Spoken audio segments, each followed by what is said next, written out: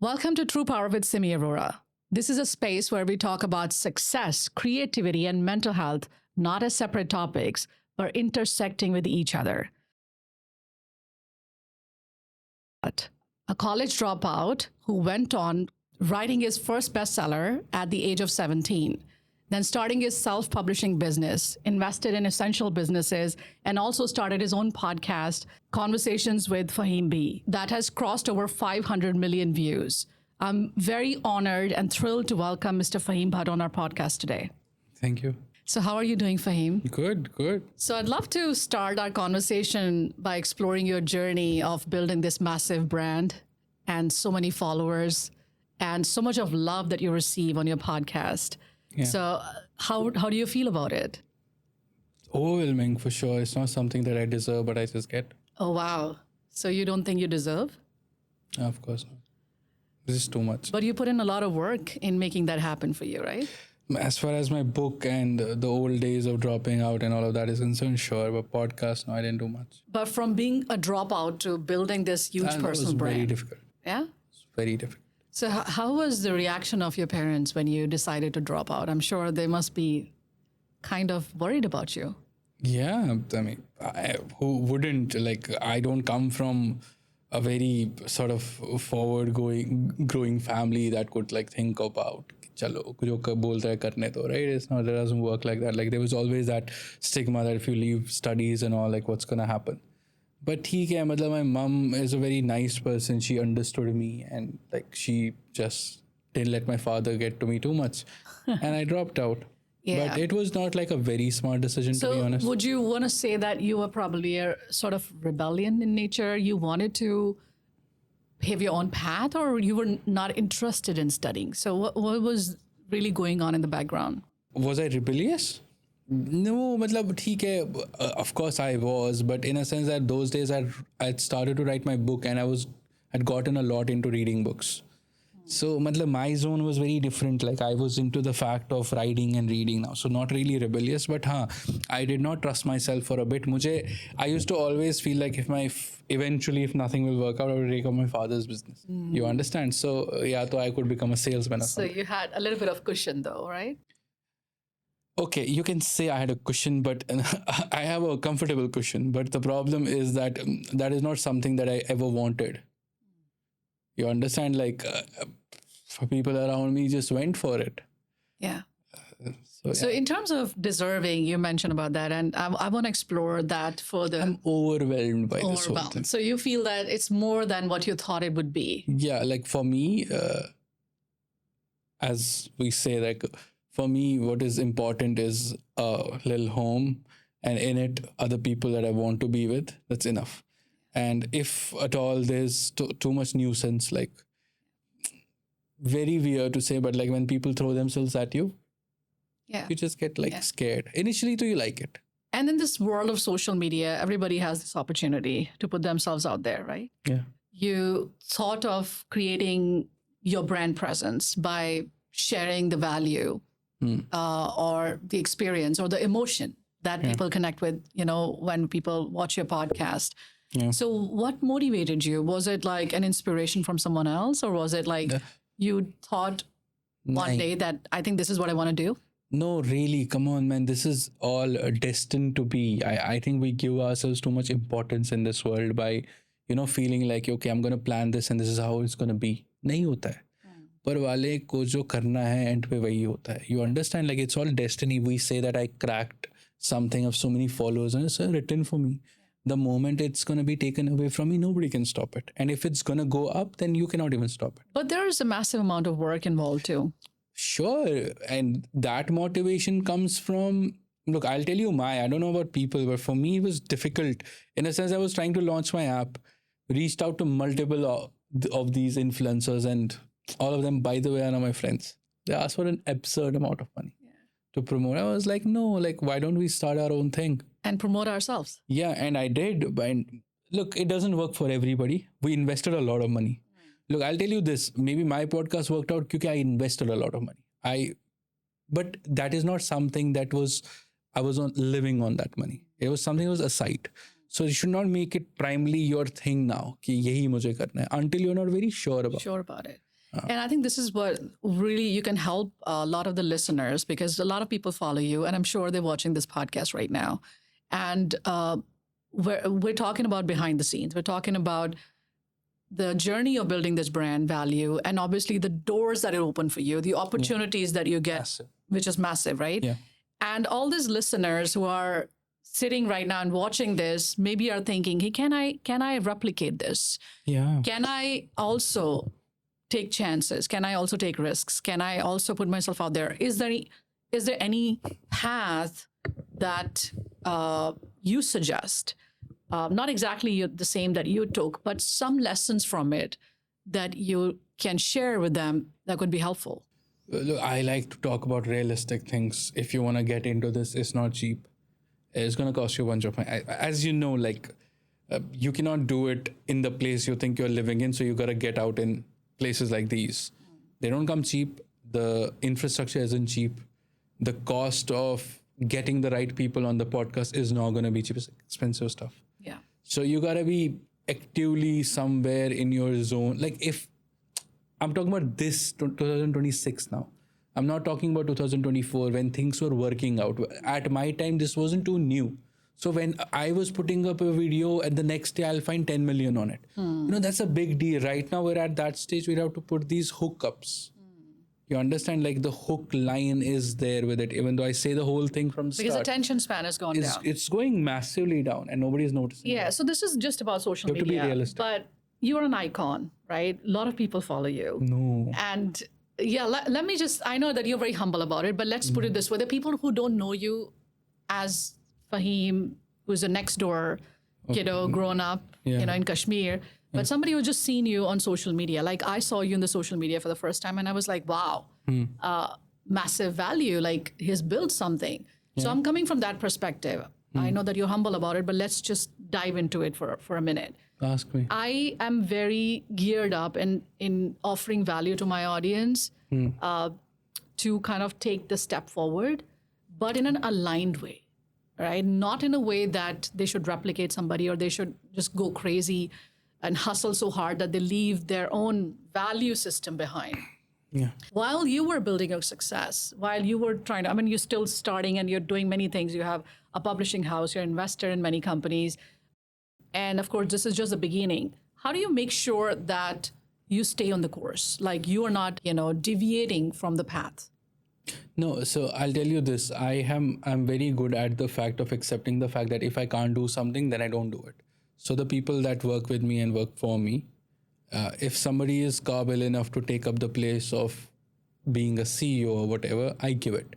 So currently, we are in 2026. I am the founder of the publishing house, but I'm not the CEO anymore because I'm into so many things that I couldn't handle it. And the person that has always been with me in this journey of publishing house, she's joined as an employer. Now she is the director at the moment of the company. So I'm happy that her name is Huda and she handles it. Okay. So kind of like I understand कि मैं कितना कर सकता हूँ. It's important for me to accept this fact also. The moment I feel like I'm not needed, Yeah. even though it's my own company, it's my office, everything is mine. You want to have smarter people in your business so that you have less worries and less things to think about, right? Yeah. So I'd love to explore more on the journey of setbacks. Yeah.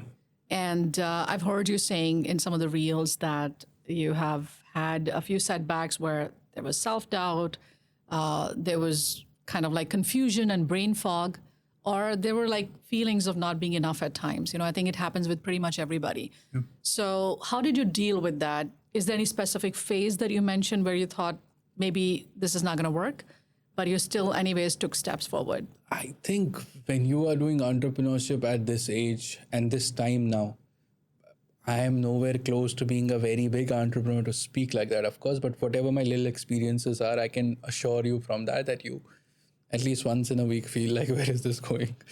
Like, theek hai, matlab, how do you quantify success? By the money you make. Yeah. I don't quantify it by money. I quantify it by the fact of if I am, as you tell me always, that I'm not always in my zone in a sense that I want to get in, like you, when I speak to you, I feel like you're the person who just wants to get it all. Yeah. Get it out, Get it out and then get it all, right? Yeah. Like you'll just go out there and get it. Yeah. But I'm the kind of a person who doesn't want to get it, who And the problem with that is that you cannot, like everybody in the people that know me tell me that you cannot get always lucky. Maybe some things worked out for you. It's not going to work out forever. So you got to go out there and all. But theek hai, matlab, until the moment I'm living, till now, this moment right here, I'm satisfied with my life. I've lived it the way I wanted. And also because you don't care about the competition or never had that streak. But the reason it is important for us to address, and I'm very curious about your perspective on that, is the sense of competition, which is happening a lot, right? And I think to some extent, we're all competitive. I think I am competitive to a certain extent too. But again, it has only caused me stress whenever I had become competitive. And I know during my growth and the people that I coach and people that I work with, they also suffer from this to a certain extent, right? Yeah. What do you have to say about that, and how you have kind of build your own boundaries around it? And what would you like to say to our audience who are starting out, who are pushing themselves out there, but they're looking at other people's success and they're like, I'm not doing enough? Again, how do you quantify success? Your definition of success and my definition of success are very different things. Yeah. For me, success is that if I don't want to go to the office, I'm not going to go. Yeah. Pay it at any Liberation, freedom. cost. Yeah. So in that context, what I'll tell you is that, look, maybe for you, even 10 million isn't enough. But for a person like me, even 1 million is enough because I live a normal life. I mean, maybe I don't live a normal life, or I do, but the moment I have to come down to something normal, I'll be fine with it too. I'm not, look, I like my things my way. Everybody thinks I'm too choosy about things and all, but theek hai, matlab, that is something that I can afford. I don't ask somebody for to do it for me. Yeah. But how would you, like, what would you say to someone who's kind of like right now looking around, like maybe they are building, but they are suffocated, they're stressed because of maybe thinking they're not doing enough, maybe thinking that I could do better, but I am not cracking the opportunities, or they don't have many resources. Like, some people are fortunate to have more resources. Based on your experience of all the success that you have gotten, what would you say to them? What advice would you give them? Firstly, you should be anxious. Definitely, you should be stressed that you're not doing enough. That's the right way to do it. Second is, don't tell me about resources. I started the podcast in Kashmir. Don't tell me about the resources and all, okay? I come from a place where they take internet for 6 months. Okay, Wow. so come on. Like, we shook the internet last year. Okay. So it's a feeling. Do you know what it feels like when you wake up in the morning seeing that, people have sent you things? People are talking about you nonstop. It's a great feeling. Everybody shares what you post. Everybody has an opinion. Theek hai, matlab, see, it's not, it kind of makes people sort of, I come off as an arrogant person in bunch of my podcasters, people think, but I genuinely am not interested in bunch of people. Yeah. I'm not the type of a guy where 10 girls are going to take my name and I'm going to be happy about it. Yeah. There were days like that, but those days are good gone. When that kind of nuisance keeps coming at you, you realistically either you get closer to God or you just get ruined. Yeah. I'm not gotten too much closer to God that I should be, but at least I have that sense of responsibility that I cannot screw anything up in my life now. Yeah. It's a very valid point. And I feel the true power, which is the name of our podcast, for you that lies in being more aligned with your key criterias of happiness, right? True. And what makes you happy, you stay in that lane. And I believe when these people who are listening to us, probably the takeaway here is that if you stay aligned with who you are and the success that is coming your way, you're stacking upon it. Like you're adding more success on top of it while being grounded in your originality, in your uniqueness. And be proud of where you're coming from, because everybody's story is different. Everybody's families are different. Everybody's upbringing is different. And that is also adding up to your personality. Yeah. Because if you're all alike, if there are more Simi Aroras and Faheem Bhats, Then I think there's it no would be a point. crazy world. It'll be boring. It will be not so good. I don't want to see any replica of me There's at no all. mystery left. There's no mystery left, right? So let's talk about mental health, a subject that I asked all my clients. And I'm very interested in this because there are a lot of people who are gravitating towards self-care habits or setting the boundaries or keeping yourself sane while you're building things and being, in the chaotic atmosphere, surrounded by a lot of people. And as you said, women hovering over you or like guys, wanted to get your attention. It could be anything, pretty much like, because in the social presence, when you're there, people have different viewpoints about you. It could be good or bad. It could be trolls, or it could be all the love that is getting poured over, right? So has it affected you mentally in some ways ever? Oh, it can never do that. The moment it does, I'll take it away from my life. My peace of mind is worth way more than this. Way more than this. There are very less limited people in this world now that can take my peace of mind away. Very less. I keep to myself. I don't go out there too much. I am happy in a room full of people that are mine. Be it the most smallest room, be it the most least comfortable room. But was it always like this, or is it something that you developed over time? No. When I started my publishing house, I was 16 years old. I was 17. You have to imagine that when a 17-year-old kid gets access to money and money flows in, like मैंने बहुत पैसा कमाया 17 साल की उम्र. You don't know what it does to your brains. Imagine कि I was 6 months back telling my father I want to publish my book. And then he's like, no, we don't have to do that and all that. I'm not going to give you the money. I arranged the money. I dropped my publishing house in 6 months because my book did phenomenal. And I made a lot of money from my book. I put that into publishing house. And I had my own publishing house. And in 1 year, I made enough money for 5 years. Just imagine what it does to a kid who's 17 years old, who has attention now, who has money, who has power around him in a sense that everybody is trying to be his friend and all. Even politicians are trying to be his friend. Local politicians, right? You know what it does to your brains? It just makes you feel like everybody is below you. Invincible. Yeah. And that time I just wanted to acquire everything. Like, I lost a lot of money on the Liper books that I was trying to do. A lot of stuff has happened to me. It has humbled me in a lot of ways. But we sort of have no regrets about it. None. Everybody, whoever was in the team, everybody disappeared, cheated. Most of them cheated. Most of them something. Most of them. So you learned these lessons and you kind of like then set the clear boundaries that... See, the problem is that I let that happen to me. Not that people did that. I let that happen to me because I was desperate. I was desperate in the sense because I'd gotten too much attention and now I never thought somebody would do anything to me. It's a mental thing. Like you feed it into your head. It feels like, who can mess with me? Like nobody has ever done this, so why would somebody do it again? That's one. Second thing happens is that when your self-esteem is low, only then you let people hit you. When you want something desperately, the whole world goes blind. सही गलत भूल जाता है. लेकिन चाहे मोहब्बत हो या कोई काम करना हो या जो भी चाहिए, तुम्हें इस दुनिया में जो भी चाहिए, चाहे मोहब्बत चाहिए, कुछ भी चाहिए, you should never lower your self-respect. Lower everything else. There is a very thick line between saying that I love you and begging for it. There's a very thick line. The moment you lose your self-respect, everything is gone. Nobody cares about you then.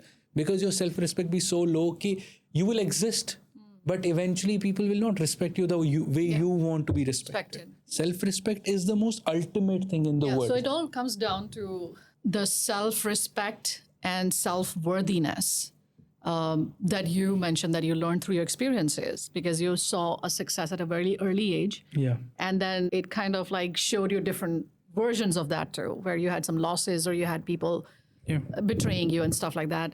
And that gave you a perspective on how to make better decisions in life, right? True. So I know you're very sorted because you mentioned that I have like this very, very strong control over my mind. But is there something that gets to you? Is there something that still can bother you and you'll be like, damn, like this is making me super anxious and I'm not feeling good about it? Health of my mother. Oh, nothing else. Yeah, that's a big one, right? So, and of course, when I say health of my mother, I mean overall the people that I love. The small circle, if they are fine, I'm fine. We're very much alike in this. It's a rule in the house. Okay? Not, it cannot be in my father's house, but it's a rule in my house that if my own family is safe and the world is burning outside, I wouldn't care. But would you not care about others at all? Or is it, but you seem to be a compassionate person too. I help people a lot in every way possible. I'm a little helpful kind of a person. I don't like to keep things only to myself. I like to give out things. That's fine. Yeah. But when I say if the world is burning outside, then it's not going to be holly jolly. It's going to be war. Yeah. So when war comes, real men would save their family. They wouldn't save anything else. Yeah, that's true. And I also feel that it's just easier to have some sort of control over the things that are nearest to you than the control over things that are outside of your control, right? Outside of your paradigm. And I believe we share this very common experience because my mother is also having some health issues. Yeah, I know. And also, I'm very protective of my family too. And I think this is very interesting that we both share the same feelings. I also want to explore the idea of self-care. So I know that you already have this very strong mindset you shared with our audience, because any kind of schedule or practices, anything that you have built over the years, whether it's a prayer, anything spiritual, anything that gives you a little bit more sense of grounding if outside there is a chaos. Mountains. Yeah. So how do you do that? I'll be in the office. It'll be daytime. Everybody will be working and all, and I'll be like, I have to get out. It's a bit serious. The change of scenery. Put my phone off. I'll just drive 100, 200 kilometers alone. Nobody with me. Just my music. That's it, and I'll be fine. And what does it do? No, I'll just sit there. I'll disappear. It's fine. I disappear. It's my peace of mind. I just disappear. And then you go inward, or you just go immerse in the experience of looking around the scenic? No, I've seen it all. So what's there to see? is it like you go inside? It's going towards it that's more therapeutic than being there. The journey, you mean to say? Yeah. And when you're alone, do you think about things, or you just I can shut my brains off like this. okay? And then It's a superpower. Nobody really has it. If I have to sit here and not think about you, I can control myself. and then it can I can sit idle for days. and not think about anything. I am even the kind of a person who can sit idle, and if you don't want me to talk, I will not even talk for days. And then what do you There's feel not the even benefit? much to talk these But days. there's what is the benefit to your being for that? Like if somebody is like silence is anyways a very beautiful thing, you know. I remember silence saves a lot of problems. Like silence is itself an answer to many things. People just have to listen. it heals you, and then it seems like you use It silence. makes you feel powerful. It makes you feel like you really, you do need people for a lot of things, but you don't need everybody. Yeah, Just need some people that are right for you. yeah. Don't look for everybody. And then obviously your energy is not drained as well. Of course, energy is like that's it's ultra. You're spot on. And if the energy is conserved, it's obvious that you're going to put it in the right Yeah, place. of course, always. And then you're going to build all the You're amazing going to things you're going to build. build things a bit more, be it a relationship, a business, or whatever. See, the best part is that what I like about my business perspective is that if there's something that I'm doing and I know I'm not good at it, I don't go there and get it done then myself. I'll ask somebody to do it for me. You understand? But I would make sure that they get their right benefits to it, so they continue doing it. Because then when I leave something, I don't come to it. And now I want you to answer me just the three things. And this is especially for my audience. And I probably, if you want to take a minute to think about it, we're good to go. Three things that you recommend people to unlock their true potential and power. About three things here. It's not really, it cannot be quantified by things, but I will just tell you. Steps, any ways you want to express it. Look, the journeys to each its own. Everybody is very different. Everybody is fragile. Everybody has issues. People with money, people without money. Everybody has issues. Some have bigger, some have smaller. Everybody has issues. Do not forget your core. Whether you're getting into business or you're getting into loving somebody or anything, don't forget your core. If your core comes from a family which is a certain way, don't forget your principles. Yeah. Whether you have to love someone or lose someone, don't forget your principles. Yeah. Everything above your principles is very, very bad. Don't kill your principles for anybody, चाहे कोई भी हो, Yeah. चाहे तुम्हें इस दुनिया से लड़ना पड़े, कि अपने असूलों को नहीं छोड़ना चाहिए. Yeah. एक इंसान के पास असूलों से बढ़कर कुछ नहीं होता. Because that's your identity. Exactly. It is how you look, how It's your soul standard looks. of performing, your standard of living. Yeah. That's your identity. And if you protect that, you'll do the right business. Do you know the people? I'm not talking about this shitty side of business now where there are valuations and it's fake money on papers. I'm talking about real money. The people that would do real business and make real money were the people who would go out there, sell, come home with money, not with value. Value doesn't do anything. Yeah. Real money works everywhere. Yeah. So we have to step out of that zone of being in startups and all and get into the real world. Yeah. The real world is where you make money. Yeah. It's a fact that a man with no money is only loved by his mother. That's it. So I picked up the 3 things that you mentioned in all the conversation that we had. So before you ask me anything, I just want to ask you one thing. Since you started True Power, right?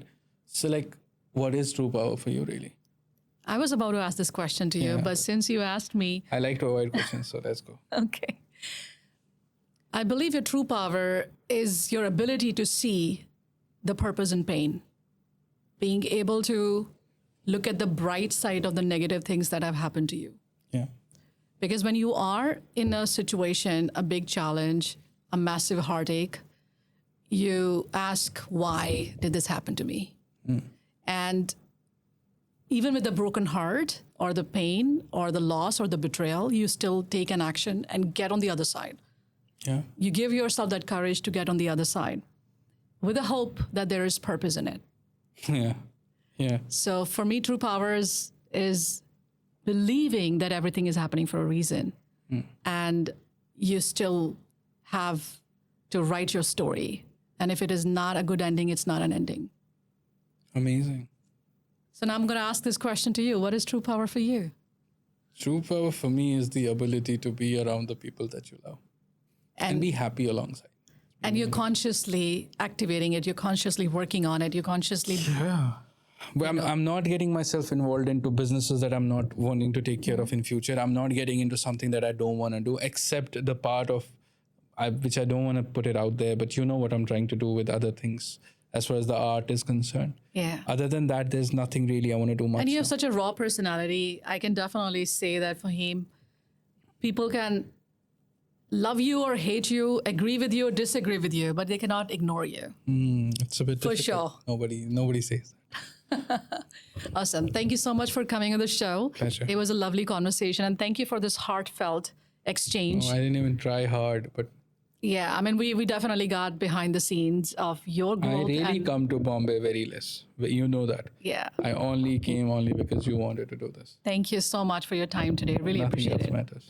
Yeah, of course. It's a pleasure for seeing you here. It was a dream. It was a dream I'm happy as well. that you're Thank you so much. Cool. Thanks. Cool.